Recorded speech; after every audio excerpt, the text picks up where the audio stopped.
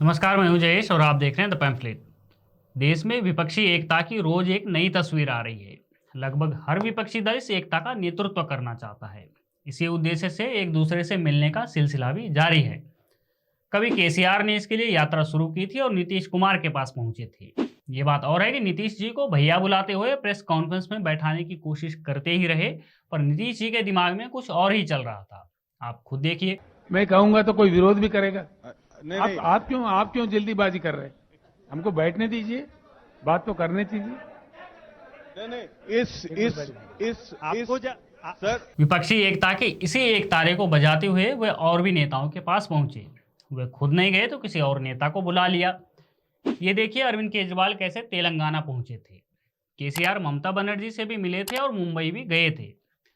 एकजुटता का बहाना सबका एक ही है कि भाजपा को तीसरी बार सत्ता में नहीं आने देना है। भाजपा के इस विरोध में कुछ दल एक जगह बैठे हुए, लेकिन परिणाम क्या निकला? शून्य। इसके उलट बैठक के बाद एक एक कर सभी पार्टी चुपके से निकलने के लिए तैयार हैं, बस सही समय का इंतजार कर रहे हैं।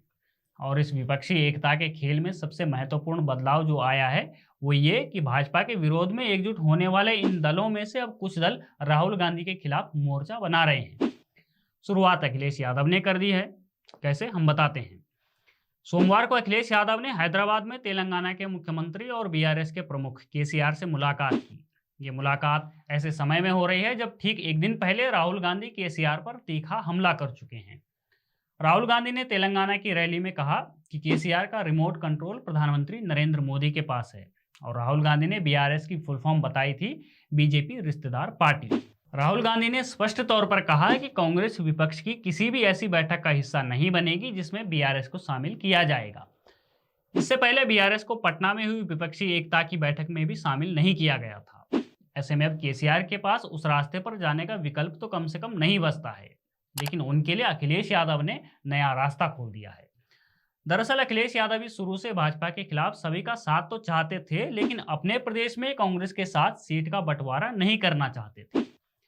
उत्तर प्रदेश 80 लोकसभा सीटों के साथ सबसे बड़ा राज्य है। यहाँ समाजवादी पार्टी मुख्य विपक्षी पार्टी है। वहीं समाजवादी पार्टी ने वर्ष 2017 में विधानसभा चुनाव के लिए कांग्रेस के साथ गठबंधन किया था, लेकिन यह प्रयोग असफल रहा था।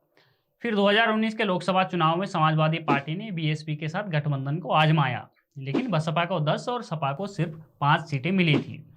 अब अखिलेश यादव आगामी लोकसभा चुनाव के लिए किसी भी सीट बंटवारे से दूर ही रहना चाहते हैं। उन्होंने तो ये भी कह दिया है कि इस बार वे रायबरेली और अमेठी से भी उम्मीदवार उतारेंगे। वहीं पटना में हुई बैठक में भी अखिलेश यादव ने कुछ खास नहीं कहा, या फिर यह हो सकता है कि शायद उन्हें कहने का मौका ही नहीं मिला हो। लेकिन अब अखिलेश यादव को कांग्रेस के खिलाफ होने की प्रेरणा ममता बनर्जी से मिल गई है। दरअसल ममता बनर्जी भी अपने राज्य में इस विपक्षी एकता के खिलाफ है। पश्चिम बंगाल में कांग्रेस और लेफ्ट गठबंधन ममता बनर्जी के खिलाफ है।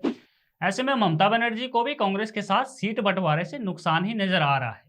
पटना में हुई बैठक में ममता ने एकला चलो रे का संदेश लगभग दे दिया है, जब उन्होंने कांग्रेस के सामने लेफ्ट से अलग होने की शर्त रखी।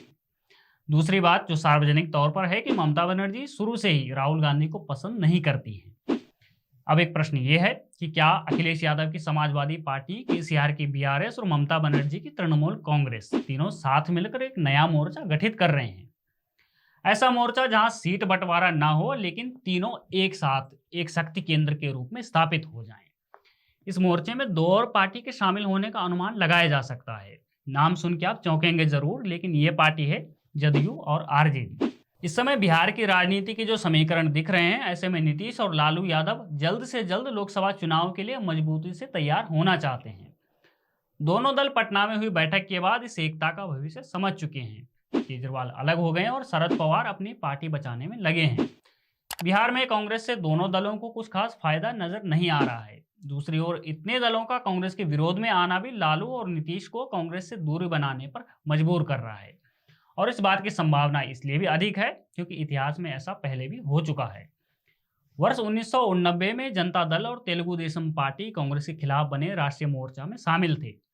वही जनता दल जिसे लालू की आज की आरजेडी, नीतीश की जेडीयू और समाजवादी पार्टी का आधार माना जाता है। और दूसरा तेलुगु देशम पार्टी वही है जिसका केसीआर हिस्सा रह चुके हैं। अगर ये चारों पार्टी एक साथ आती है तो फिर कांग्रेस के लिए उत्तर भारत के राज्यों में लड़ने के लिए कुछ खास बच नहीं जाता है। वैसे भी कांग्रेस अपनी लड़ाई दक्षिण भारत के राज्यों में ही देख रही है। ये हम भारत जोड़ो यात्रा के समय देख ही चुके हैं, जब राहुल गांधी ने अधिकतर समय सिर्फ दक्षिण भारत के राज्यों में दिया, और अब कर्नाटक की जीत से कांग्रेस को इन राज्यों में संभावना तलाशने का मौका जरूर मिलेगा। लेकिन कांग्रेस के लिए खतरे की बात यह है कि इन राज्यों में लोकसभा की अधिक सीटें नहीं हैं। जिन राज्यों में कांग्रेस के खिलाफ मोर्चा बन रहा है, उस उत्तर प्रदेश में 80 सीट, बिहार में 40 सीट, पश्चिम बंगाल में 42 सीटें हैं। वहीं लोकसभा सीटों के अनुसार दूसरे नंबर पर सबसे बड़े राज्य महाराष्ट्र, जहां 48 सीटें हैं। वहां के राजनीतिक समीकरण बीते कुछ समय से हमारे सामने हैं। ऐसे में कांग्रेस के हाथ में क्या आएगा, ये कहना तो मुश्किल है, लेकिन ऐसा लगता है कि उनके हाथ में जितना है वो भी छिटक जाएगा। आपका इस बारे में क्या मानना है, हमें कमेंट बॉक्स में जरूर बताएं। बने रहिए हमारे साथ, देखते रहिए द पैम्फलेट।